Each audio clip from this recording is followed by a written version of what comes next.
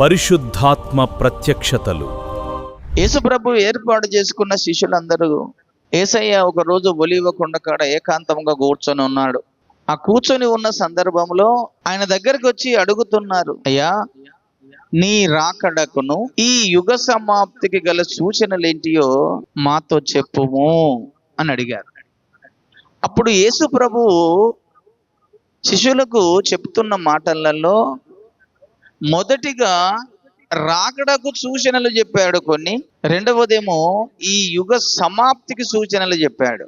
కనుక ఈరోజు సార్వత్రిక సంఘమంతటిలో ఉన్నటువంటి ఒక ముఖ్య ఉద్దేశం ఏంటిదంటే, యేసయ్య రాకడని చాలా రకాలుగా రాకడ కోసము కొంతమంది ఒక్కొక్క విధముగా వారి వ్యాఖ్యానము చేయిస్తున్నారు, బోధ చేయిస్తున్నారు. కొంతమంది రాకడను రహస్య రాకడ ఉంది, బహిరంగ రాకడ ఉంది అని కొంతమంది చెప్తున్నారు. అంటే దేవుడు ఒక్కొక్కరికి ఒక్కొక్క విధముగా మాట్లాడిస్తాడేమో అనుకుంటే, ఏది మాట్లాడినా లేఖనమే మనకు ప్రాముఖ్యం, వాక్యమే మనకు ప్రాముఖ్యం. వాక్యములో లేని మాటలు, కొన్ని మనుషుల కల్పితాలు కూడా ఉంటాయని యేసయ్య ఈ భూమి మీద ఉండగానే చెప్పాడు. కొన్ని మనుషుల ఆలోచనలు ఉంటాయి, కొన్ని దేవుని ఆలోచనలు ఉంటాయి. కనుక యేసు ప్రభువు ఈ లోకములో ఉన్నప్పుడు ఆ విషయాన్ని కూడా అనేకులకు తెలియజెప్పాడు. ఆ విషయం గురించి మార్కు సువార్త 7:8 మీరు దేవుని ఆజ్ఞను విడిచిపెట్టి మనుషుల పారంపర్యాచారమును గైకొనుచున్నారు, మరియు మీరు మీ పారంపర్యాచారమును గైకొనుటకు దేవుని ఆజ్ఞను బొత్తిగా నిరాకరించుదురు. అంటే దేవుడిచ్చిన ఆజ్ఞలను కాకుండా కొన్ని మనుషుల ఆలోచన చొప్పున మీ పారంపర్యాచారములు, అంటే కొంతమంది ఈ లోకములో ఉన్న భక్తుల ఆలోచనలు బట్టి, మనుషుల ఆలోచనలు బట్టి ఒక బోధ జరుగుతుంది. మీ పితృ పారంపర్యాచారములు అంటే కొన్ని మనుషులు కల్పించుకున్న పద్ధతులు ఉన్నాయి, కొన్ని దేవుడు చెప్పిన పద్ధతులు ఉన్నాయి. కనుకనే మత్తయి సువార్తలకు రండి. ఇప్పుడు 15వ అధ్యాయము ఈ వచనాన్ని ఇక్కడ కూడా మీరు గుర్తు చేస్తున్నాను. 3వ వచనం, అందుకు ఆయన మీరును మీ పారంపర్యాచారము నిమిత్తమై దేవుని ఆజ్ఞను ఎందుకు అతిక్రమించుతున్నారు అని ఇక్కడ దేవుని ఆజ్ఞ గురించి చెప్తూ, మనుషుల 6వ వచనం, మీరు మీ పారంపర్యాచారము నిమిత్తమై దేవుని వాక్యము నిరర్థకము చేయుచున్నారు వేషధారులారా అంటున్నాడు.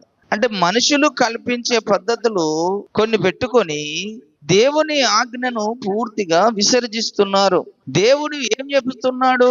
ఈ గ్రంథములో రాయబడిన ప్రతి వాక్యమును అన్నాడు, అది దేవుని మాట. ఈ వాక్యములో లేని మాటలు తీసుకొచ్చి మనకు ప్రజలకు చెప్పితే అది మనుషుల ఆలోచనే తప్ప దేవుని ఆలోచన కాదు. దేవుని మాట, దేవుని ఆలోచన ఏంటిదంటే, ఈ పరిశుద్ధ గ్రంథములో దేవుడి నోట నుంచి వచ్చిన ప్రతి మాట రాయబడ్డది గనుక ఆ వాక్యమే మనకు జవాబు చెప్పాలి, అంతే తప్ప మనుషుల ఆలోచన చొప్పున కొన్ని పద్ధతులు చేస్తే అది దేవుని దృష్టికి ఘోరమైన నేరముగా ఎంచుతాడు దేవుడు. కనుకనే ఎప్పుడు మనుషుల ఆలోచనలు దేవునికి ఇష్టం లేదు. దేవుని ఆలోచనలు, దేవుని చిత్తమే మనము నెరవేర్చే వారంగా ఉండాలి. కనుక ఈ రాకడ విషయంలో రకరకాల గందరగోళము జరుగుతుంది. సంఘాన్ని చాలా విషయాలలో గలిబిలి చేసేటువంటి బోధ ఒకటి వచ్చేసింది. కనుకనే ప్రతిదీ లేఖనము మనకు సపోర్ట్ చేయాలి. శ్రమల కాలంలో సంఘం ఉంటదా ఉండదా అనేటువంటి వివాదము ఈరోజు చాలా గందరగోళము జరుగుతుంది భూమి మీద దేవుని సంఘములో. కనుక యేసు ప్రభు చెప్పిన మాటల్లో లోకారంభము నుంచి అట్టి శ్రమ ఎప్పుడు కలగలేదు, అవి శ్రమ గల దినములు, వాటిని తక్కువ చేయని ఎడల ఏ శరీరియు తప్పించుకొనడు అని స్వయాన యేసయ్య నోటి నుంచి వచ్చిన మాట శ్రమ గల దినములు అన్నాడు. శ్రమలు జరుగుతాయి, శ్రమలు జరుగుతాయి. ఎవరికి శ్రమలు జరుగుతాయి అంటే ఇక్కడ రెండు కోణాలలో మనం అర్థం చేసుకోవాలి. మత్తయి సువార్త 24వ అధ్యాయంలో చెప్పిన యేసయ్య చెప్పిన మాటల్లో యుద్ధములు జరుగును అన్నాడు. యుద్ధము జరిగేది అందరికి సంబంధించిన శ్రమ. కరువు వస్తుంది. కరువు అనేది అందరికి సంబంధించిన శ్రమ. భూకంపములు వస్తాయి. ఆ భూకంపము కూడా అందరికి సంబంధించిన శ్రమ. భూమి మీద ఉన్న మనుషులందరికి సంబంధించిన శ్రమలు. కరువులు వచ్చేది అందరికి వస్తాయి. భూకంపం వచ్చినప్పుడు అందరు ఎవరెవరు వల్ల వాళ్ళందరూ వెళ్ళిపోతారు. యుద్ధములు జరిగినప్పుడు యుద్ధములో ఎంతమంది చనిపోవారో అంతమంది చనిపోతారు. కనుక అది అన్ని జనులకైనా మనకైనా లోకానికి శ్రమ. లోకంలో ఉన్న మనుషులందరికీ శ్రమ. కానీ ప్రత్యేకంగా సంఘానికి శ్రమ. సంఘము శ్రమల కాలంలో ఉంటుందా, ఎత్తబడుతుందా అటువంటి ప్రశ్న నన్ను కూడా గుంటూరులో అడిగారు. చెప్పాను, అయ్యా శ్రమల కాలములో సంఘము భూమి మీదనే ఉంటది అన్నాడు. సంఘము ఒకవేళ ఎత్తబడి వెళ్ళిపోతే ఇంక మరి ఆ శ్రమలు ఎవరికండి? శ్రమలు ఎవరి కొరకు దేవుడు ఆ శ్రమలను పెట్టాడు? కనుక దేవుడు కొన్ని శ్రమలను ఈ లోకానికి పంపిస్తున్నాడు. సాతానుడు కుమారుడైన అబద్ధ క్రీస్తు కూడా కొన్ని శ్రమలను తీసుకొచ్చి పెట్టబోతున్నాడు. రేపు ప్రపంచాన్ని పరిపాలించే అటువంటి రాజుగా ఉండి అబద్ధ క్రీస్తు అనే వ్యక్తి వచ్చి దేవుని పిల్లలను, సంఘాన్ని హింస చేస్తాడు. దేవుని పిల్లలను ఘోరాతి ఘోరమైనటువంటి చిత్రహింసలు పెడతాడు. అసలు సంఘానికి శ్రమ లేని కాలం అంటూ ఎప్పుడు ఉందండి? ఒక్కసారి ఆలోచించండి. పరిశుద్ధ గ్రంథం అంతటిలో యూదులు 40 సంవత్సరములు ఫరో రాజు దాస్యం కింద ఉండి శ్రమ పొందారా లేదండి? చాలా శ్రమలు అనుభవించారు, చాలా శ్రమ పడ్డారు. అక్కడి నుంచి బయటికి వెళ్ళిన తర్వాత కూడా అరణ్య యాత్రలో దేవుడు వారితో ఉన్నప్పటికీ కొన్ని రకాలుగా ఇబ్బందులు, శ్రమలు పడకుండానే వెళ్ళారు కనాను దేశానికి. అవి చిన్న చిన్న శ్రమలు. శద్రకు, మెషకు, అబేద్నెగోలు అగ్నిగుండంలో వేసినప్పుడు అది భయంకరమైన శ్రమనే. దానియేలు సింహాల బోన్లో వేసినప్పుడు కూడా అది శ్రమనే. పౌలు కూడా సౌలుగా ఉన్నప్పుడు సంఘాన్ని చాలా రకాల హింస చేశాడు. మొదటి సంఘాన్ని చాలా హింస చేశాడు సౌలు, పౌలుగా మారక ముందు. అపోస్తుల కార్యం 8వ అధ్యాయంలో మొదటి వచనము చూద్దాము. ఆ కాలమందు యెరూషలేములోని సంఘమునకు గొప్ప హింస కలిగినందున అపోస్తలులు తప్ప అందరును యూదయ సమరయ దేశములయందు చెదిరిపోయిరి. భక్తి గల మనుషులు స్టెఫెనును సమాధి చేసి అతనిని గూర్చి బహుగా ప్రలాపించిరి. సౌలైతే ఇంటింట జొచ్చి పురుషులను స్త్రీలను ఈడ్చుకొని పోయి చెరసాలలో వేయించి సంఘమును పాడు చేయుచుండెను. సౌలు కాలంలో కూడా మొదటి సంఘం మీదకి శ్రమ వచ్చింది. అపోస్తలందరూ కూడా శ్రమ పొందిన వారే. నీరో చక్రవర్తి కాలములో సంఘమును కూడా చాలా శ్రమ అనుభవించింది. యూదులను ఊతకోసకోశారు, చాలా మందిని సింహాలకు అప్పచెప్పారు. నీరో చక్రవర్తి కాలంలో కూడా సంఘము చాలా హింసల పాలైంది. అసలు సంఘానికి శ్రమ లేని కాలం అంటూ ఎప్పుడు లేదు. ఎందుకు శ్రమ సంఘానికంటే ఈ లోకములో ఒక లోకాధికారి ఉన్నాడు. ఈ లోకములో ఒక లోకాధికారి ఉన్నాడు. వాడే సాతానుడు. కనుక సాతానుడు చేసే పని ఏంటిదంటే దేవుని పిల్లలను హింస చేయడము, దేవుని పిల్లలను చిత్రహింసలు చేయడము, దేవుని పిల్లలను కొట్టడము, దేవుని పిల్లలను చెరసాల్లో వేయడము. ఒకవేళ మొన్నటికి మొన్న మన ఇండియాలో కూడా ఆ రాష్ట్రం అంతటిలో భయంకరమైనటువంటి హింసలు చేశారు. మన భారతదేశంలో ఒక రాష్ట్రం మన భయంకరంగా శ్రమ పెట్టారు కదా, స్త్రీలను చెరిశారు, వివస్త్రాలుగా చేశారు. ఇప్పుడు కూడా రకరకాల మన సేవకులకు రకరకాల చట్టాలు తీసుకొచ్చి పెట్టి నిర్బంధిస్తున్నారు, చెరసాల్లో వేస్తున్నారు, బెయిల్ లేని నాన్ బెయిలబుల్ కేసులను పెడుతున్నారు. ఏం తప్పు చేస్తున్నామని? గవర్నమెంట్కి ఏమైనా వ్యతిరేకంగా చేస్తామా? గవర్నమెంట్ పనులకు ఏమైనా వ్యతిరేకంగా నడుస్తున్నామా? మన భక్తి మనము చేసుకుంటూ వెళ్తున్నాము. మన భక్తి మనం చేసుకుంటూ మన దేవునికి మనం ప్రార్థన చేస్తున్నాము. ఎందుకంటే మనకున్న భక్తి ఏంటిది? ఈ లోకాన్ని విడిచిన తర్వాత మనం పరలోక రాజ్యము స్వతంత్రించుకోవాలి. ఈ లోకంలో మనం పరిశుద్ధంగా జీవించాలి. ఈ లోకంలో మనం పాపం చేయకుండా ఉండాలి. అది మన భక్తి. పాపం చేయకుండా ఉండాలి, పరిశుద్ధంగా ఉండాలి. ఈ లోకాన్ని విడిచిన తర్వాత పరలోకం ఇస్తానని చెప్పాడు మన ప్రభు యేసయ్య. కనుక పరలోకాన్ని సంపాదించుకోవాలి, నిత్య జీవాన్ని సంపాదించుకోవాలనే కదా మనము భక్తి చేయిస్తున్నాము. మనం భక్తి చేస్తుంటే వాళ్ళకి ఎందుకు బాధ? ఈ యొక్క దేశంలో క్రైస్తవులను లేకుండా చేయాలి, ముస్లింలను లేకుండా చేయాలి అని ఒక నీచమైన ఆలోచన. కనుక సేవకుల మీద కఠినమైనటువంటి చట్టాలు తీసుకొచ్చి పెట్టాలి. సువార్త చేయనీయద్దు, సువార్త చెప్పితే చెరసాల కేసులు పెట్టాలి, మత మార్పిడి చేస్తున్నారని కేసులు పెట్టాలి. మత మార్పిడి ఏం మత మార్పిడి చేస్తున్నామండి క్రైస్తవులు? ఏమో బలవంతంగా గుంజుకొచ్చి మీరు మతం రమ్మని చెప్తున్నాం? ఏమన్నా బలవంతంగా ఎవరికైనా ప్రత్యేకంగా తీసుకొచ్చి ఏమైనా బొట్టు పెడుతున్నామా? ఏం మత మార్పిడి చేస్తున్నాం మనము? అయ్యా, ఒక ప్రమాదం ఉన్నది మానవునికి. మానవుడు ఈ భూమిని విడిచిపెట్టిన తర్వాత మీ ఆత్మ నరకంలోకి వెళ్ళకుండా చూసుకోండి అయ్యా, మీ ఆత్మలను కాపాడుకోనండి. ఈ శరీరం ఏదైనా ఒకరోజు చచ్చిపోతుంది, ఎప్పుడైనా ఈ శరీరం మట్టిలో కలిసిపోతుంది. కనుక శరీరం కొరకు కాదు, మీ ఆత్మ క్షేమంగా చూసుకోండి, మీ ఆత్మ నరకానికి వెళ్లకుండా చూసుకోండి, పాపాలు చేయకండి, పరిశుద్ధంగా ఉండండి అని మనం సువార్త చేస్తున్నాం. అది తప్ప? రాజ్యాంగం ఇచ్చిన హక్కు మనకు, ఆర్టికల్ 25లో మనకి ఇచ్చినటువంటి రాజ్యాంగ హక్కు. ఎవరు ఏ మతాన్నైనా ప్రచారం చేసుకోవచ్చు, బోధించవచ్చు, చెప్పవచ్చు. మనం హక్కుని ఏమైనా వ్యతిరేకంగా నడిస్తే మనం తప్పు చేసినట్టు. మనం హక్కుని అనుసరించి నడుస్తున్నాం, వాళ్ళకు చెప్పుతున్నాం, వాళ్ళ మేలు కోరి చెప్పుతున్నాం. అది మనం తప్పు చేసినట్ట? ఆ తప్పు చేయకుండా అట్టిగానే ఆ మణిపూర్ ప్రాంతంలో, రాష్ట్రంలో చాలా బీభత్సవాన్ని సృష్టించారు. అంటే క్రైస్తవులకు శ్రమ లేని కాలం ఎప్పుడు? అన్ని శ్రమల్లో నుంచి పుట్టిందే సంఘము, అన్ని శ్రమలను అనుభవించుకుంటూ వెళ్ళేదే సంఘము. కనుక సాతాను ద్వారా దేవుని పిల్లలకు శ్రమ, దేవుని పిల్లలకు శ్రమ పెడుతూనే వస్తున్నాడు. వాడు ఆది నుంచి వస్తున్నాడు. ఇశ్రాయేలును కూడా శ్రమ పెట్టాడు, యూదులను శ్రమ పెట్టాడు, మొదటి సంఘాన్ని శ్రమ పెట్టాడు. ఆ యొక్క పౌలుగా మారక ముందు సౌలు అయితే చాలా రకాల హింసలు చేశారు సంఘాన్ని. ఒక్కొక్క అపోస్తలను ఒక్కొక్క విధంగా చిత్రహింసలు పెట్టి చంపారు. స్టెఫెన్ను రాళ్లతో కొట్టి చంపారు, పౌలు గారిని తలనరికి చంపించారు, యోహాను గారిని తలనరికి చంపించారు, పేతురు గారిని తలకిందులు వేసి సిలువ వేసి చంపించారు. అపోస్తలందరూ కూడా యోహాను గారిని కూడా కాలుతున్న నూనెలో వేశారు. అయినా దేవుడు బతికించుకుంటూ వచ్చాడు. తీసుకుపోయి ఇట్లా కాదని చెప్పి ఆ యొక్క పద్మాసు దీపంలో పడేస్తే అప్పుడు దేవుడు అతని ద్వారా మనకి ప్రకటన గ్రంథాన్ని రాయించాడు. ఆయన అలా అప్పుడే చచ్చిపోతే మనకి ప్రకటన దొరికేది కాదు. దేవుడు యోహాను గారు ఎన్ని చిత్రహింసలు పెట్టినా, ఎన్ని హింసలు పెట్టినా దేవుడు తను కాపాడుకుంటూ వచ్చాడు. అతన్ని ఇట్లా కట్టేసి కింద అగ్గిమంట పెట్టారు యోహాను గారికి, అయినా చచ్చిపోలేదు. సలసల నువ్వు పడుతున్న నూనెలో వేశారు, అయినా ఆయనకి ఏం కాలేదు.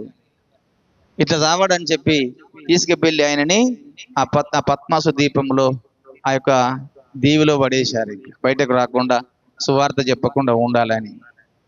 అప్పుడు దేవుడు తన ద్వారా ఈ యొక్క ప్రకటన గ్రంథాన్ని రాయించాడు. అక్కడి నుంచి దేవుని రాకడను గురించి యోహాను గారు చాలా విషయాలు రాశాడు. కనుక యేసయ్య రాకడ దగ్గర అవుతున్న కొద్దీ ఈ భూమి మీద సంఘానికి శ్రమలు ఎక్కువైతున్నాయి.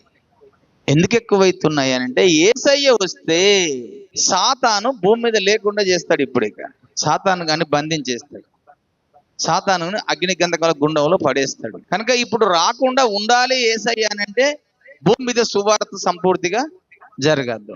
సువార్త ప్రకటించబడకుండా ఉండాలంటే సేవకులను గాని, సేవకురాలను గాని, విశ్వాసాలందరినీ కూడా ఈ కొత్త చట్టాలు తీసుకొచ్చి పెట్టి వారిని చెరసాల్లో వేస్తే ఇంకా వాళ్ళు బయటకు రాకుండా చెరసాల్లో ఉంటారు, బయట సువార్త జరగది అని ఒక కుయుక్తి సాతానుది. కనుక వాడు అధికారులను వాడుకుంటున్నాడు, రాజులను వాడుకుంటున్నాడు, రకరకాల వ్యక్తులను లేపుకుంటున్నాడు. వాడు ఎన్ని రకాల వ్యక్తులను లేపుకున్నా, ఎన్ని రకాల రాజులను వాడుకున్నా, ఎన్ని రకాల అధికారులను వాడుకున్నా దేవుని చిత్తము తప్పకుండా దేవుడు జరిగిస్తాడు. దేవునికి స్తోత్రం కలుగునుగా. కనుక ఈ శ్రమలు అనేది శ్రమల నుంచే పుట్టింది సంఘము. శ్రమల కాలంలో సంఘము భూమి మీద ఉంటుంది. దేవునికి స్తోత్రం కలుగునుగా. ఎలాంటి శ్రమలు అంటే భయంకరమైన శ్రమలు సంఘానికి రావాల్సింది. ఒకవేళ సంఘమే ఈ భూమి మీద నుంచి వెళ్ళిపోయింది అనుకోండి, మరి యేసయ్య చెప్పిన మాట ప్రకారము శ్రమలు ఎవరికి? లోకారంభము నుంచి అట్టి శ్రమ ఎప్పుడు కలగలేదు, ఇక కలగబోదన్నాడు కదా. ఏర్పరచబడ్డ వారి నిమిత్తము నేను తక్కువ చేయకపోతే ఏ శరీరియు తప్పించుకొనడు అన్నాడు యేసయ్యని. యేసయ్యనే శ్రమలు ఉంటాయని చెప్పినప్పుడు మనమెవరమండి శ్రమలు ఉన్నాయని చెప్పేది? సంఘానికి ఎలాంటి శ్రమ కలుగుతుంది చూడండి. ప్రకటన గ్రంథము 13వ అధ్యాయంలోకి రండి. ఇప్పుడు 6వ వచనము 7వ వచనము చదువుదాం. కనుక దేవునిని దూషించుటకును ఆయన నామమును ఆయన గుడారమును పరలోక నివాసులను దూషించుటకును అది తన నోరు తెరిచెను. మరియు పరిశుద్ధులతో యుద్ధము చేయను, వారిని జయింపను దానికి అధికారం ఇయ్యబడెను. ప్రతి వంశం మీదను ప్రతి ప్రజ మీదను ఆయా భాషలు మాట్లాడు వారి మీదను ప్రతి జనము మీదను అధికారము దానికి ఇయ్యబడును. చూశారండి, భూనివాసులందరూ అనగా జగతుత్పత్తి మొదలుకొని వధింపబడి ఉన్న గొర్రెపిల్ల యొక్క జీవ గ్రంథమందు ఎవరి పేరు రాయబడలేదో వారు ఆ మృగమునకు నమస్కారము చేయుదురు. ఎవడైనను చెవి గలవాడైతే వినుగాక. ఎవడైనను చెరపట్టవలనని ఉన్న ఎడల వాడు చెరలోనికి పోవును. ఎవడైనను ఖడ్గము చేత చంపిన ఎడల వాడు ఖడ్గము చేత చంపబడవలెను. ఈ విషయములో పరిశుద్ధుల ఓర్పును విశ్వాసమును కనబడును అన్నాడు. చూడండి, ఇది ఎవరి గురించి రాస్తున్నటువంటి యోహాను గారు రాశాడు? సంఘం కోసమే రాశాడు. పరిశుద్ధులు ఎవరండి? మనమే కదా పరిశుద్ధులము. లోకములో ఉన్నవి రెండు గుంపులు. ఒకటేమో పాపుల గుంపు, ఒకటేమో పరిశుద్ధుల గుంపు. ఒకటేమో సాతానుకు సంబంధించిన జనాంగము, ఒకటేమో దేవుని జనాంగము. ఇది మనకు ఆది కాండంలోనే దేవుడే ఆ మాట చెప్తాడు సర్పముతో, నీకును స్త్రీకిని నీ సంతానమునకును స్త్రీ సంతానమునకు వైరము కలగజేసేదనని ఆది కాండం 3వ అధ్యాయం 15వ వచనంలో దేవుడే ప్రత్యేకంగా సర్పముతో చెప్పిన మాట కదండి. అలా అక్కడే మనకు రెండు జనాంగాలు భూమి మీద ఉన్నట్టుగా కనబడుతున్నాయి. ఒకటేమో సర్ప సంతానము, ఒకటేమో దేవుని సంతానము. కనుక ఈ దేవుని సంతానం అనగా పరిశుద్ధులు, పాపము చేయకుండా యేసయ్యను అంగీకరించి తన రక్తంలో కడుక్కొని పరిశుద్ధ జీవితాన్ని జీవించే వారందరూ కూడా దేవుని పిల్లలు. ఇక యేసయ్య రక్తం కిందికి రాకుండా పాపాలు క్షమించబడకుండా జీవిస్తున్న వారందరూ కూడా సాతాను సర్ప సంతానము అన్నాడు. కనుక ఇప్పుడు ఈ సర్ప సంతానముగా రాబోతున్నటువంటి అబద్ధ క్రీస్తు పరిపాలన రేపు ప్రపంచవ్యాప్తంగా రాబోతుంది. ఈ ప్రపంచ రాజుగా ఉండబోతున్నటువంటి ఈ యొక్క సాతాను కుమారుడు అబద్ధ క్రీస్తు ప్రపంచాన్ని పరిపాలించినప్పుడు వాడు పరిశుద్ధులతో యుద్ధము చేయను అన్నాడు. అంటే పరిశుద్ధులు ఉంటేనే కదా యుద్ధం చేసింది. ఒకవేళ వాడు వెళ్ళిపోతే ఇంకా వాడు యుద్ధం ఎవరితో చేస్తాడు? ఎటు చేసినా వాని సంతానమే ఉన్నదంతా. సంఘం వెళ్ళిపోతే మిగిలిన భూమి మీద ఉండేది ఎవరిది? వాని సంతానమే కదా. పునరుత్థానాలు రెండే ఉన్నాయి అన్నాడు. ఒకటేమో నీతిమంతుల పునరుత్థానము, ఒకటేమో పాపుల పునరుత్థానము. ఈ రెండు పునరుత్థానాలు ఉన్నప్పటికీ సంఘం అంతా వెళ్ళిపోయింది అనుకోండి, ఇంకా భూమి మీద మిగిలేది ఎవరు? పాపులే కదా. మరి పాపులు అంటే వాని సంతానమే కదా. వాని సంతానంతో వాడు యుద్ధం చేసుకుంటాడా? వాని సంతానాన్ని వాడు చంపుకుంటాడా? వాని సంతానాన్ని వాడు చెరలో వేయించుకుంటాడా? కానీ కొంతమంది చెరపట్టబడవలసి ఉన్న ఎడల వాడు చెరలోనికి వెళ్ళును. కొంతమంది ఖడ్గము చేత చంపవలసి ఉన్న ఎడల వాడు ఖడ్గం చేత చంపబడుదురు. పరిశుద్ధుల ఓర్పు ఇందులో కనబడుతుందంటే పరిశుద్ధులు ఉంటేనే కదా. యేసు ప్రభు ఒక రోజు ఒక చక్కటి మాట చెప్పాడు. మత్తయి సువార్త 12వ అధ్యాయం 26వ వచనంలో, సాతానుని వెళ్ళగొట్టిన ఎడల తనకు తానే విరోధముగా వేరుపడును. అట్లయితే వాని రాజ్యం ఎలాగూ నిలుచును? చూశారండి, సాతాను రాజ్యం ఎలా నిలుస్తుంది? సాతాను వెళ్ళగొడితే. కనుక సాతాను రాజ్యాన్ని సాతాను వాడు హింస చేసుకుంటాడా? వాని ప్రజల్ని వాడు కొట్టుకుంటాడా? కొట్టాడు కదా. సాతాను రాజ్యమే కదా మనం ఉండేది, భూమి మీద ఉన్నదంతా. మరి వాని ప్రజల్ని వాడు హింస చేసుకుంటాడా?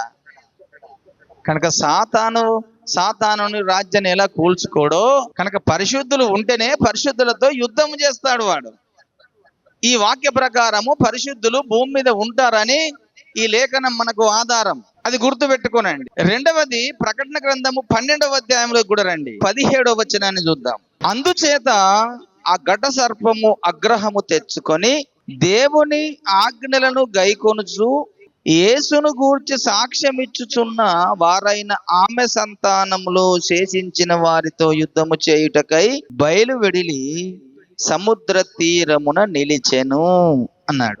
ఇక్కడ ఈ సందర్భం అంతా ఎలా కనబడుతుందంటే, సాతానుడు ఇశ్రాయేలు యూదుల మీద యుద్ధాన్ని ప్రకటిస్తాడు కనుక ఆ యూదులందరినీ దేవుడు తీసుకెళ్లి ఒక అరణ్యంలో ఒక స్థలం ఉంచి, ఆ స్థలములో ఈ సాతాను కంటబడకుండా 1260 దినములు వాని వశంలో పడిపోకుండా కాపాడతాడు దేవుడు. ఎప్పుడైతే యూదులని కాపాడతాడో, యూదులు కనబడకుండా పోతారో, అప్పుడు వాని మనసు సంఘం మీదకి తిరుగుతుంది, దేవుని పిల్ల వైపు తిరుగుతుంది. అప్పుడు అది కోపం తెచ్చుకుంటది. అయ్యో, యూదులు నా చేతికి దొరకకపోయే, యూదులు ఎక్కడ దాచిపెట్టిండో నాకు కనబడకపోయానని చెప్పి ఆ యూదులని హింసించడం అనుకున్నటువంటి ఈ సాతానుడు తిరిగి వెంటనే సంఘం వైపు తిరిగి, ఆ యూదులలో నుంచి శేషించిన వారు సంఘమే కదా, వచ్చిన వారంతా కూడా, కనుక వాళ్ళతో యుద్ధం చేయాలని అది కోపముతో ఆగ్రహముతో దేవుని ఆజ్ఞలను గైకొనుచు యేసును గూర్చి సాక్ష్యం ఇచ్చుచు ఉన్న వారైనా అన్నాడు. అందుకనే ఆ మాట ఎందుకు రాశాడు యోహాను గారికి? యేసును గూర్చి సాక్ష్యం ఇచ్చుచున్నవారు అంటే సంఘమే కదా, దేవుని పిల్లలమే కదా, వారితో యుద్ధము చేయవలనని చెప్పి వెళ్ళి సముద్ర తీరమున నిలిచెను అన్నాడు. సముద్రము అంటే లోకము. ఇప్పుడు ఘట సర్పం ఎవరితో యుద్ధం చేస్తుందట? యేసుని గూర్చి సాక్ష్యం ఇచ్చుతున్న వారు, యేసుని అంగీకరించిన వారు, యేసుని రక్షకుడుగా తెలుసుకొని నడుస్తున్న వారితో యుద్ధం చేయడానికి నిలుస్తున్నదంటే సంఘం ఎత్తబడి వెళ్ళిపోతే మరి వాడు ఎవరితో యుద్ధం చేయాలి? సాతానుడు ఎవరితో యుద్ధం చేయాలి? ఆ యొక్క సంఘం వెళ్ళిపోతే, పరిశుద్ధులు వెళ్ళిపోతే ఉంటేనే కదా యుద్ధం చేసేది. వాడు ఉంటేనే కదా ఖడ్గం చేత చంపేది, ఉంటేనే కదా శిరసాల్లో వేసేది. సరే, ఇవి మనకు 2 ఆధారాలు కనబడ్డాయి. 3వ ఆధారము ప్రకటన గ్రంథం 13వ అధ్యాయము 14-15 వచనాలు చదువుదాం. కత్తి దెబ్బ తినియు బ్రతికిన ఈ క్రూర మృగమునకు ప్రతిమను చేయవలనని అది భూనివాసులతో చెప్పుచు ఆ మృగము ఎదుట చేయుటకు తనకి ఇయ్యబడిన సూచనల వలన భూనివాసులను మోసపుచ్చుచున్నది. మరియు ఆ మృగము యొక్క ప్రతిమను మాటలాడినట్లును ఆ మృగము యొక్క ప్రతిమకు నమస్కారము చేయని వారిని హతము చేయనట్లును ఆ మృగము యొక్క ప్రతిమకు ప్రాణమిచ్చుటకై దానికి అధికారము ఇయ్యబడెను. కాగా కొద్దివారు గాని, గొప్పవారు గాని, ధనికులు గాని, దరిద్రులు గాని, స్వతంత్రులు గాని, దాసులు గాని అందరూ తమ కుడి చేతి మీద నైనను నొసటి ఎందైనను ముద్ర వేయించుకొనున్నట్లు, ఆ ముద్ర అనగా ఆ మృగము పేరైనను దాని పేట సంఖ్య అయినను గలవాడు తప్ప క్రయ విక్రయములు చేయుటకు మరెవనికి అధికారము లేకుండాన్నట్లు అది వారిని బలవంతము చేయుచున్నది. బుద్ధి గలవాడు మృగం యొక్క సంఖ్యను లెక్కింపనిమ్ము, ఆ సంఖ్య 666, ఇందులో జ్ఞానం ఉన్నది అన్నాడు. ఈ సాతానుడు చేసే కుయుక్తి ఇంకొకటి, 2 రకాలుగా సంఘాన్ని పాడు చేయడం కొరకు ఒక పెద్ద ప్రతిమను తీసుకొచ్చి పెడతాడు. నెబుకద్నెజర్ కాలంలో నెబుకద్నెజర్ ఏ ప్రతిమను పెట్టాడో వీడు కూడా అలాంటి ప్రతిమను పెడతాడు. ఆ ప్రతిమకు నమస్కారం చేయమని చెప్తాడు.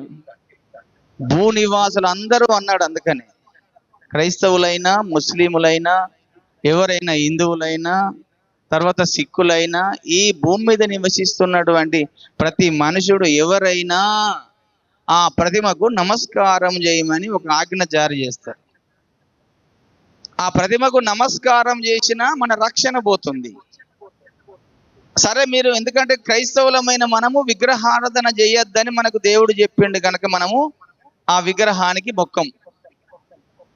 సరే అయ్యా, మీరు విగ్రహం మొక్కకపోయిండు, సరే మంచిదే, కనీసం నేను తీసుకొచ్చి పెట్టినటువంటి 666 ముద్రణ వేయించుకోండి అని చెప్పి వాళ్ళు తీసుకొచ్చి పెడతారు చట్టాన్ని. ఇంకొకటి, ఆ ముద్ర వేయించుకున్నా, ఆ ప్రతిమకు నమస్కారం చేసినా మన రక్షణ పోయి మనం సాతాను ఒక రాజ్యంలోకి వెళ్ళిపోతాం, అంధకార రాజ్యంలోకి వెళ్ళిపోతాం, నరకానికి వెళ్ళిపోతాం. కనుక ఈ విషయాలు చాలా మందికి తెలియదు. ఒకవేళ సంఘమే వెళ్ళిపోతే మన ప్రతిమకు నమస్కారం చేసేవాడు ఎవడు? వాడు 666 ముద్ర ఎవరికి వేస్తాడు కదండి? ఆ ముద్ర ఎవరికి వేస్తాడు? వాడు సంఘం వెళ్ళిపోయింది అనుకోండి, ఆ ముద్ర ఎవరికి వేయగలుగుతాడు వాడు? మరి అన్యులు వేసుకుందామంటే ఎవరు వేసుకున్నా వాని పిల్లలే కదా, కడమ వాళ్ళందరూ వాని పిల్లలే. సంఘం ఏమో వెళ్ళిపోయింది, మరి వాడు ఆ ముద్ర ఎవరికి వేయాలి? ఆ ప్రతిమ ఎవరికి ప్రతిమ నమస్కారం? ఎట్లా? వాని పిల్లలందరూ ఇప్పుడు ఉన్న ప్రజలందరూ నమస్కారం చేస్తున్నారు. వాళ్ళు ఇప్పుడు చేసిన అప్పుడు కూడా చేస్తారు. చెయ్యని వాళ్ళు ఎవరు? క్రైస్తవులమైన మనమే కదా. విగ్రహాలకు నమస్కారం చేయండి, దేవుని పిల్లమైన మనమే. ఎందుకంటే విగ్రహం దేవుడు కాదని మన దేవుడు చెప్పిండు, దానికి చెయ్యము. ప్రతిమ వేయించుకోమని బలవంతం చేస్తాడు. కొంతమంది వేయించుకొని పోతారు, కానీ కొంతమంది వేయించుకోకుండా ఉండేటువంటి వారు, పరిశుద్ధుల ఓర్పు అప్పుడు కనబడుతుందట. వాడు పెడుతున్న హింసలకు, వాడు పెడుతున్నటువంటి చిత్రహింసలకు తట్టుకోలేక, కూటి కొరకు, ఆకలి కొరకు, కడుపు బాధ భరించలేక వాని ముద్ర వేయించుకునేవారు ఆ రోజుల్లో చాలా మంది వేయించుకొని రేపు దేవుని రాజ్యాన్ని పోగొట్టుకొని నరకానికి వెళ్తారు. చూడండి, ఆ 2 విషయాలు ఇక్కడ రాశాడు. అది వేయించుకుంటే ఏమి జరుగుతుందో ప్రకటన 14వ అధ్యాయంలోకి రండి. 9వ వచనం నుంచి చదువుతున్నాను. మరియు వేరొక దూత అనగా 3వ దూత వీరి వెంబడి వచ్చి గొప్ప స్వరముతో ఇలాగు చెప్పెను, ఆ క్రూర మృగమునకు గాని దాని ప్రతిమకు గాని ఎవడైనను నమస్కారము చేసి తన నొసటి అందేమి చేతి మీదనేమి ఆ ముద్ర వేయించుకొని ఎడల ఏమీయు కలపకుండా దేవుని ఉగ్రత పాత్రలో పోయబడిన దేవుని కోపమును మద్యమును వాడు త్రాగును. పరిశుద్ధ దూతల ఎదుటను గొర్రెపిల్ల ఎదుటను అగ్ని గంధకముల చేత వాడు బాధించబడును. వారి బాధ సంబంధమైన పొగ యుగ యుగములు లేచును. ఆ క్రూర మృగమునకు గాని దాని ప్రతిమకు గాని నమస్కారము చేయువారును దాని పేరు గల ముద్ర ఎవడైనను వేయించుకుని ఎడల వాడును రాత్రింబవళ్ళు నెమ్మది లేని వారై ఉందురు. దేవుని ఆజ్ఞలను యేసును గూర్చిన విశ్వాసమును గైకొనుచున్న పరిశుద్ధుల ఓర్పు ఇందులో కనబడును అన్నాడు. ఇది ఎవరికి చెబుతున్నాడు? దాని గురించి యేసును గురించి సాక్ష్యం ఇచ్చేవారనగా దేవుని పిల్లలకు, దేవుని వాక్యమును గైకొనుచున్న దేవుని పిల్లలకే చెబుతున్నాడు. ఓ నా దేవుని పిల్లలారా, నా దేవుని ప్రజలారా, మీరు యేసును అంగీకరించి ఉన్నారు గనక మీరును ఆ ముద్ర వేయించుకోకండి, ఆ ప్రతిమకు నమస్కారం చేయకండి. ఆ ప్రతిమకు నమస్కారం చేసిన, ముద్ర వేయించుకున్న దేవుని కోపమునకు మీరు పాత్రులైతారు, దేవుని ఉగ్రతకు మీరు పాత్రులైతారు. దేవుని ఉగ్రతకు పాత్రులై యుగ యుగాలు అగ్ని గంధకముల గుండముల చేత మీరు బాధించబడుతురు అంటున్నాడు. ఇప్పుడు సంఘమే వెళ్ళిపోయింది అనుకోండి, ఇది వాడు ఎవరికి మీద దాన్ని ప్రయోగిస్తాడు? సంఘం ఉంటేనే కదా వాడు ఈ 2 ప్రతిమలు, ఈ ప్రతిమ పెట్టేది, ముద్ర వేయించుకోమని. కనుక సాతాను వేసే అటువంటి కుట్ర ఏంటిదంటే, ఈ ప్రతిమ గురించి, ఈ ముద్ర గురించి చాలా మందికి తెలియకుండా, దాన్ని బోధించకుండా, దాన్ని చదవకుండా ఉంటున్నారు కనుకనే అది చాలా మందికి ఈ విషయాన్ని తెలియకుండా బోధ చేస్తున్నారు. ఇప్పుడు నీకు తెలియకపోతే నువ్వు సడన్గా పోయి వేయించుకుంటావు, సడన్గా పోయి దానికి నమస్కారం చేస్తావు. నువ్వు ఎటుపోతావు? అగ్ని గుండ నరకానికే వెళ్ళిపోతావు. ఇన్ని సంవత్సరములు మనం భక్తి చేసి, యేసుతో నడిచి, యేసుతో జీవించి, చివరికి దానికి నమస్కారం చేసినా, దాని ముద్ర వేయించుకున్నా, అగ్ని గంధకముల గుండములోకి మనము వెళ్ళవలసిన వారమే. అది సాతాను యొక్క కుయుక్తి, సాతాను యొక్క చివరి ప్రయత్నం. అది సంఘం మీద దాడి చేసేది. కనుక మెలకువగా ఉండాలి, లేఖనాలను పరిశోధించాలి. లేఖనాలేమో శ్రమల కాలంలో సంఘము ఇవన్నీ ఉంటది అనే ఆధారం మనకు చూపిస్తుంటే, సంఘం అంతా వెళ్ళిపోతుంది, మధ్యాకాశంలోకి వెళ్ళిపోతుందని బోధ చేసేవారు ఉన్నారు. ఇంకా ఇక్కడనే కాకుండా పాత నిబంధనలో కూడా చూడండి, దానియేలు గ్రంథంలో వాడు వచ్చి భక్తులను ఏ విధంగా హింస చేస్తారో కూడా రాయించి పెట్టాడు. దానియేలు గ్రంథము 7వ అధ్యాయంలోకి రండి, 19 నుంచి చదువుతున్నాను చూడండి. ఇనుప దంతములను ఇత్తడి గోళ్లను గల 4వ జంతువు సంగతి ఏమైనదని నేను తెలుసుకొనగోరుతిని. అది ఎన్నటికి భిన్నమును మిగుల భయంకరమునై సమస్తమును పగలగొట్టుచు మృంగుచు మిగిలిన దాన్ని కాళ్ళ కింద అనగదొరుకుచుండెను.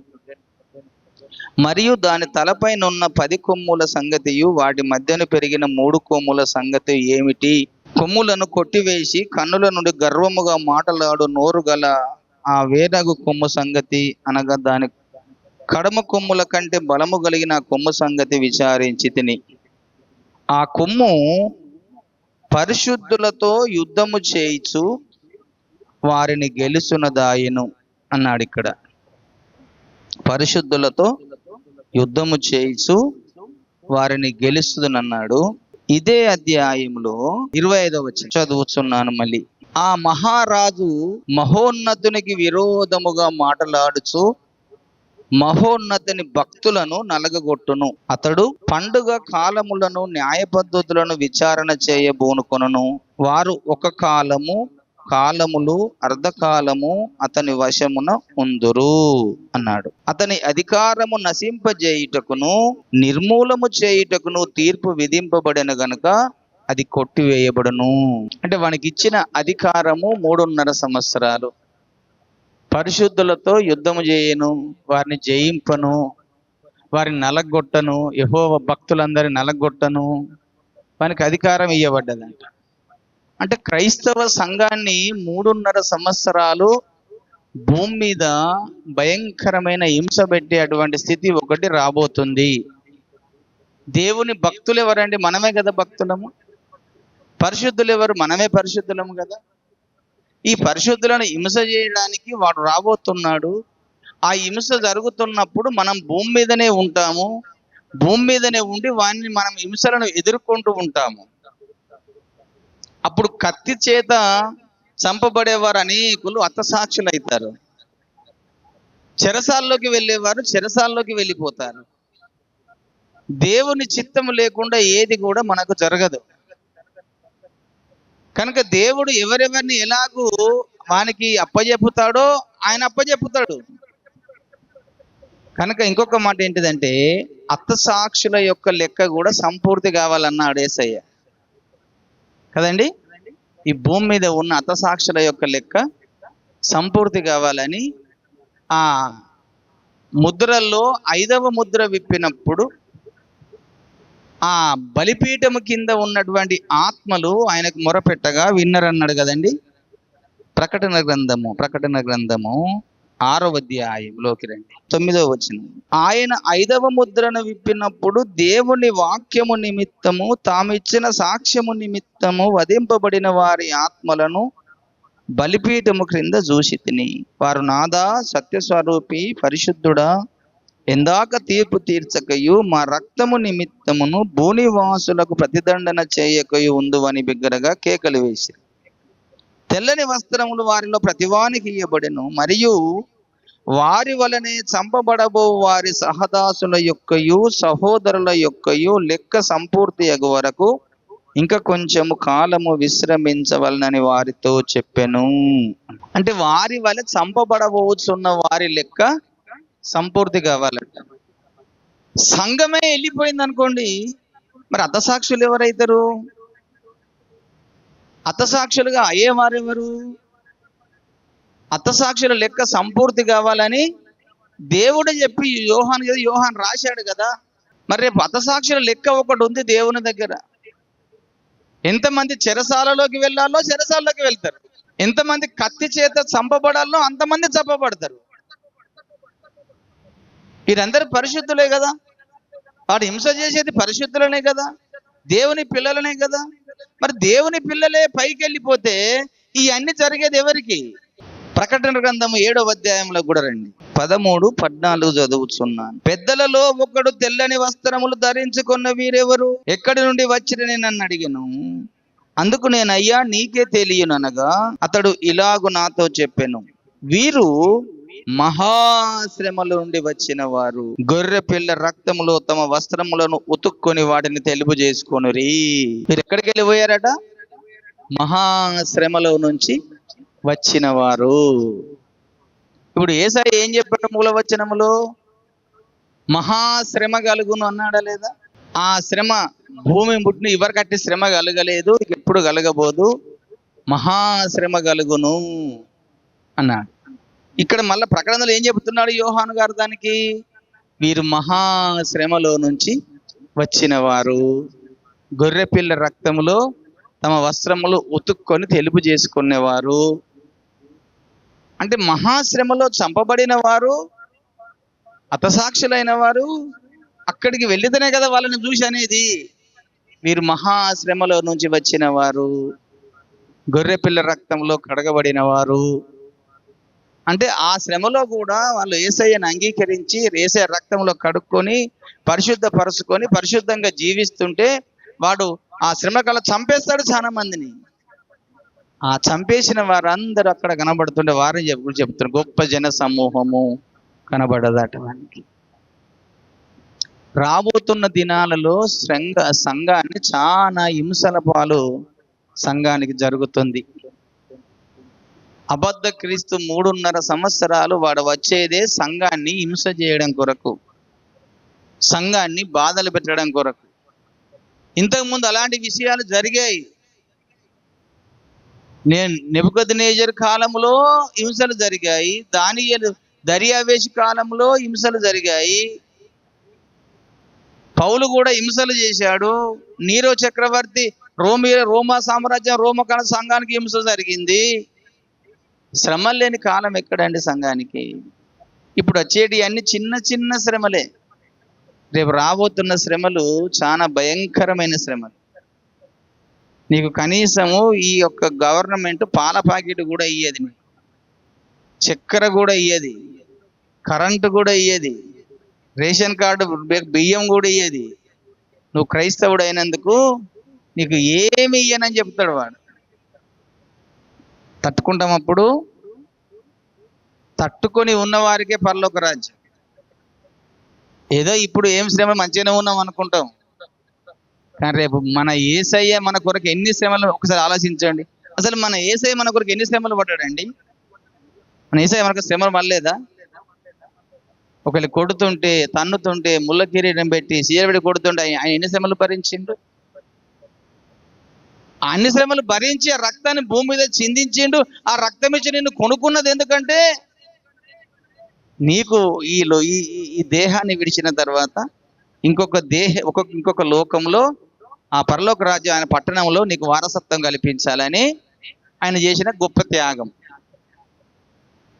ఇప్పుడు అబద్ధ క్రీస్తు సాతాను కుమారుడు వచ్చి రేపు భూమి మీద సంఘాన్ని చాలా హింస చేస్తాడు. వాడు ప్రపంచ రాజుగా ఉన్నాడు కనుక ఉండి క్రైస్తవులకు ఆ ముద్ర వేయించుకోకున్నా, ప్రతి ఒక్క నమస్కారం చేయకున్నా, నీకు రేషన్ బంద్, నీకు కరెంటు బంద్, నీకు నల్ల పంపు బంద్, నీకు ప్రభుత్వం నుంచి ఏది రాదు. అప్పుడు ఏం చేస్తాం మనం? పోయి వాడిని ముద్ర వేయించుకుందామా? పోయి వాడిని ప్రతి ఒక్క నమస్కారం చేద్దామా? చేస్తే ఏం చెప్తున్నాడు ఇక్కడ? ఏమీ కలపకుండా దేవుని కోపం మన మద్యమును వాడు త్రాగుతాడు, పరిశుద్ధ దూతల ఎదుట వాడు అగ్ని కింద గుండములో పడవేయబడతాడట.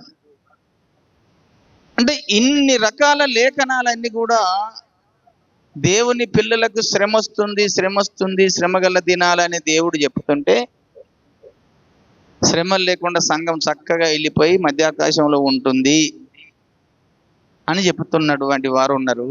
సరే, మధ్యాకాశంలో ఉంటుంది అని ఏ లేఖనాన్ని ఆధారం చేసుకొని చెప్తున్నారు? దానికి కూడా లేఖనం చూపించాలి కదా, ఈ లేఖనం బట్టి పోతాడు అనేది. సంఘము అసలు ఎత్తబడేది ఎప్పుడు? 7వ బూర ఊదినప్పుడు సంఘం ఎత్తబడుతుంది, కడబూర మోగినప్పుడు సంఘం ఎత్తబడుతుంది. దానికంటే ముందు 6 బూరలు మోగితేనే కదా సంఘం ఎత్తబడేది. మరి 6 బూరలు మోగినప్పుడు సంఘం భూమి మీదనే ఉంటది కదా. ఆ బూరలు మోగుతున్నప్పుడు కొన్ని రకాల శ్రమలు వస్తూనే ఉన్నాయి కదా. 6 ముద్రలు కూడా విప్పబడినప్పుడు కూడా భూమి మీద సంఘం ఉంటది కదా. 6 ముద్రలు విప్పిన ఒక భయంకరమైనటువంటి స్థితిగతులు భూమి మీద జరుగుతాయి కదా. ముద్రల కాలంలో ముద్రలు విప్పుతున్నప్పుడు కొన్ని శ్రమలు భూమి మీద జరుగుతాయి. బూరలు ఊతున్నప్పుడు కొన్ని శ్రమలు జరుగుతాయి. ఆ తర్వాత పాత్రలు కుమ్మరించేటప్పుడు కొన్ని శ్రమలు జరుగుతాయి. కనుక 7వ బూర ఊదినప్పుడే సంఘం ఎత్తబడుతుంది అని లేఖనం మనకు క్లుప్తంగా చెబుతుంది. 7వ దూత బూర ఊదినప్పుడు సంఘం ఎత్తబడుతుందని. మరి ఇప్పుడు 7వ దూత బూర ఊదక ముందే సంఘం ఎత్తబడుతుందంటే ఏ లేఖనం పెట్టి చెప్తున్నాం అర్థం చేసుకోవాలి. ఇంకా రాకడలో కూడా 2 రకాల రాకడ ఉన్నదట. ఒకటేమో రహస్య రాకడ, ఒకటేమో బహిరంగ రాకడ. ఒకటేమో మధ్యాకాశానికి వస్తాడట యేసయ్య, ఒకటేమో భూమి మీదకి వస్తాడట. ఈ భూమి మీదకి వచ్చేదేమో 2వ రాకడ, రహస్య రాకడనేమో పరదేశికి వస్తాడట. ఎక్కడ లేఖనం ఆధారం ఉందా? అది లేఖనం సపోర్ట్ చేస్తుందా రహస్య రాకడకు ఎక్కడ మధ్యాకాశానికి వస్తాడు యేసయ్య అని? అసలు మధ్యాకాశం అన్న పదమే లేదు పరిశుద్ధ గ్రంథంలో. 3వ ఆకాశం అని ఉన్నది, పరదేశు అని ఉన్నది, కానీ మధ్యాకాశం అని ఎక్కడ కూడా లేదు. లేఖనాలు మనం ఉన్నాయి, ఆ లేఖనాలను చదివి లేఖనానుసారంగానే మనం భక్తి చేయాలి. పరదేశికి వచ్చి పరదేశంలో ఉండి మనందరికి బహుమానాలు ఇస్తాడు. మధ్యాకాశానికి వచ్చి అక్కడ విందు జరుగుతుంది 7 ఏళ్ళు అని అంటారు. అది ఒక భక్తుడు పాట రాసినందుకు ఆ పాటను అట్లనే వాళ్ళ మైండ్లో ఫిక్స్ చేసుకున్నాడు.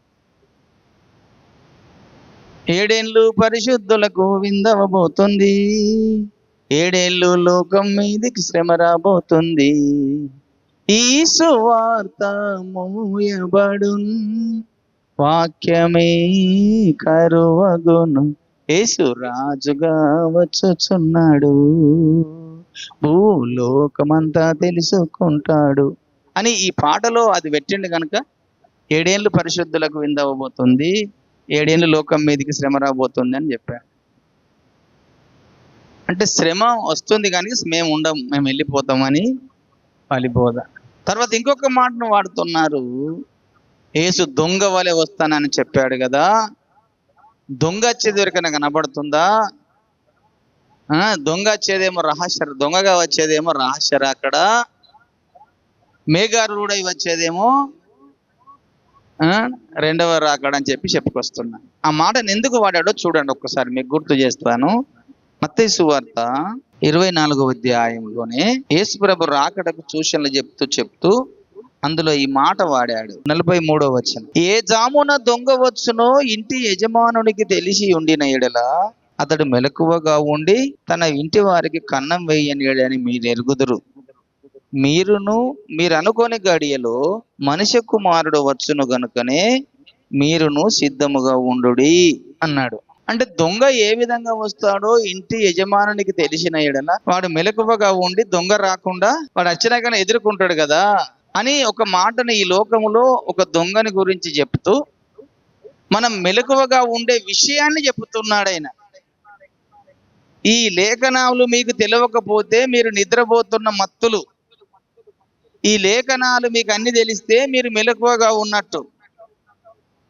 అంటే దొంగ ఏ జామున వస్తాడో మనకు తెలియదు, మీకు తెలియదు అన్నాడు. అంటే యేసయ్య దొంగనా? మరి ఇప్పుడు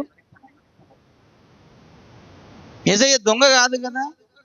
యేసయ్య దొరలాగానే అందరూ చూస్తుండగానే వెళ్ళిపోయాడు, ఆయన మళ్ళీ చూస్తుండగానే వస్తానన్నాడు. ఆయన రహస్యంగా ఏమి వెళ్ళలేదు, ఆయన రహస్యంగా ఏమి రాడు. ఆ మాట ఎందుకు వాడాడో పౌలు గారు చెప్తాడు. 1 తెస్సలోనిక పత్రికలోకి రండి. తెస్సలోనిక రాసిన 1 పత్రిక 5వ అధ్యాయంలో ఇక్కడ పరిశుద్ధాత్మ దేవుడు పౌలు గారికి ఆ విషయాన్ని గుర్తు చేసి చెప్తున్నటువంటి మాట.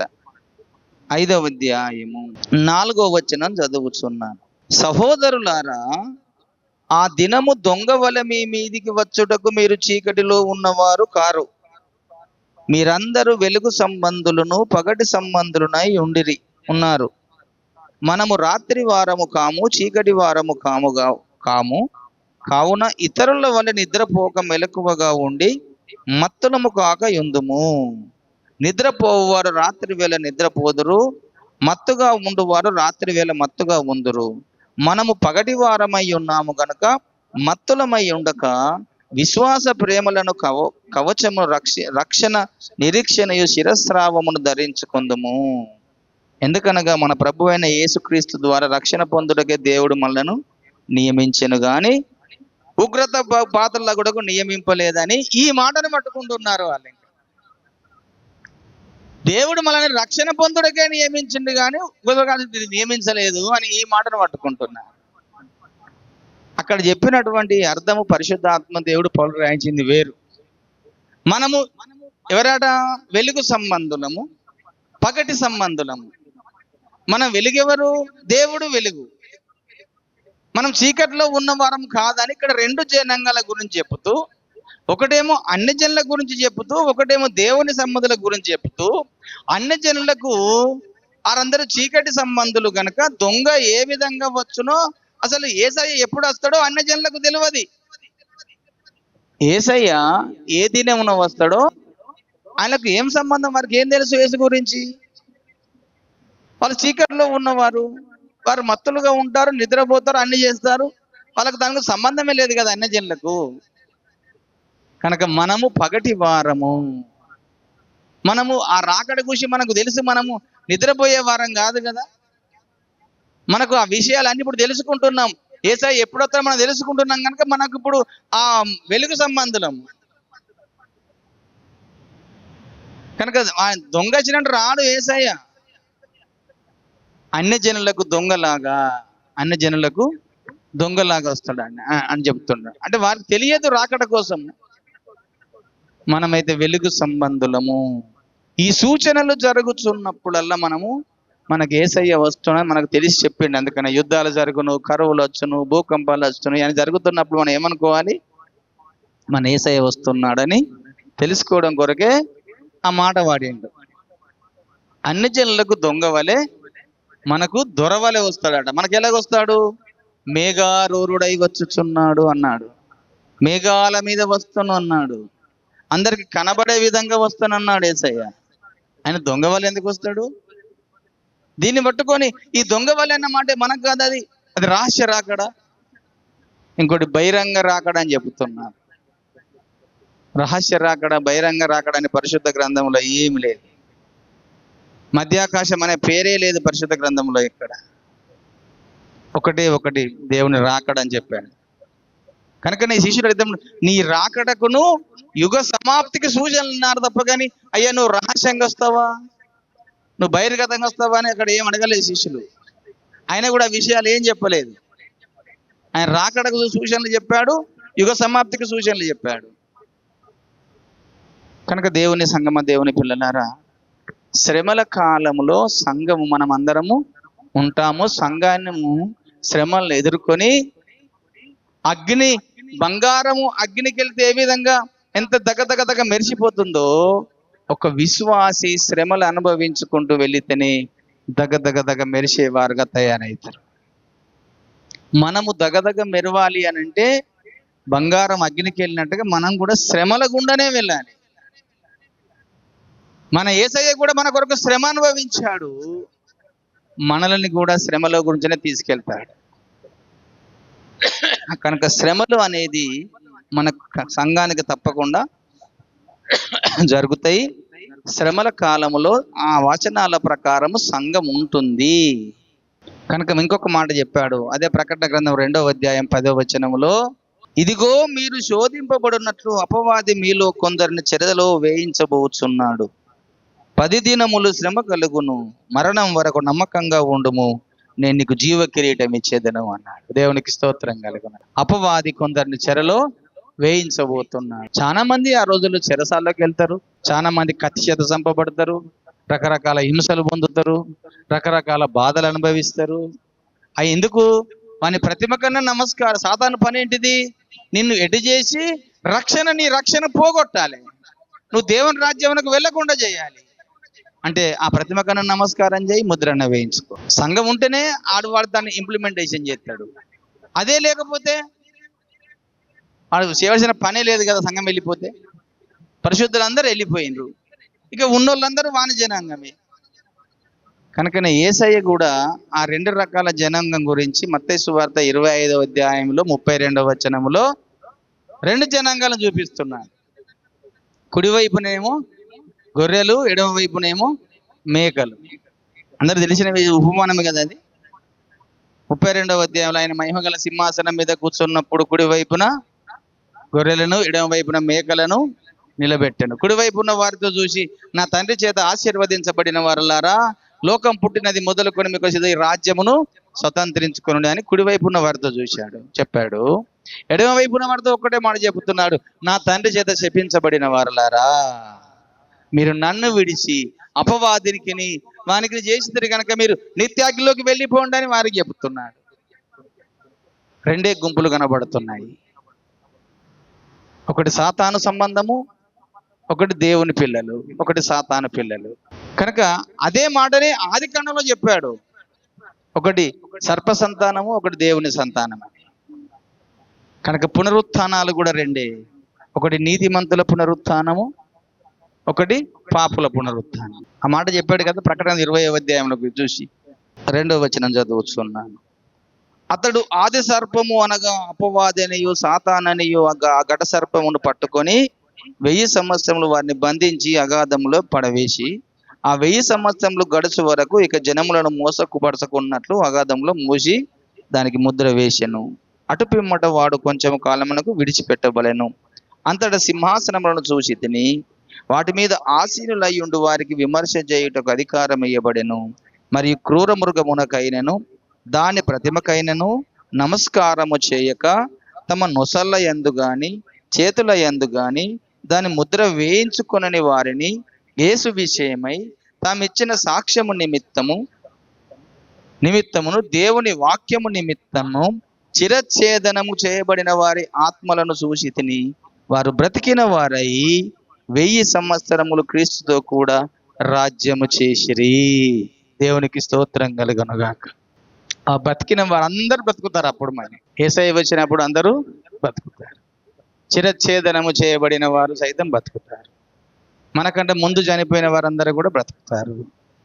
యేసయ్య వచ్చినప్పుడు సమాధులు 7వ బూర మోగగానే సంఘం ఎత్తబడడం ఒకటే కాదు, సమాధుల్లో నిద్రించే వారందరూ కూడా లేచి బయటకు వస్తారు. మనమందరమును యేసయ్యను ఎదుర్కొనుటకు ఆకాశ మండలం మీద మేఘముల మీద కొనిపోబడతాము. అది మొదటి పునరుత్థానము. ఈ మొదటి పునరుత్థానము 7వ దూత బూర ఊదినప్పుడే జరుగుతుంది. సంఘం అప్పుడే ఎత్తబడుతుంది. ఇంకా సంఘం మళ్ళీ ఎప్పుడు ఎత్తబడుతుందండి? 7వ బూర మోగక ముందు. 7వ దూత బూర ఊదు సంఘం ఎప్పుడు ఎత్తబడుతుంది? ఇంకా అలాగు లేఖనాలను పరిశోధించి సత్యమును తెలుసుకొని సత్యమందు ప్రతిష్ఠిత చేసిన వరమై ఆ దేవుని రాజ్యమును స్వతంత్రించుకోవడానికి మనం ముందుకు సాగుదాము. ఈ కొద్ది మాటలు దేవుడు దీవించునుగా.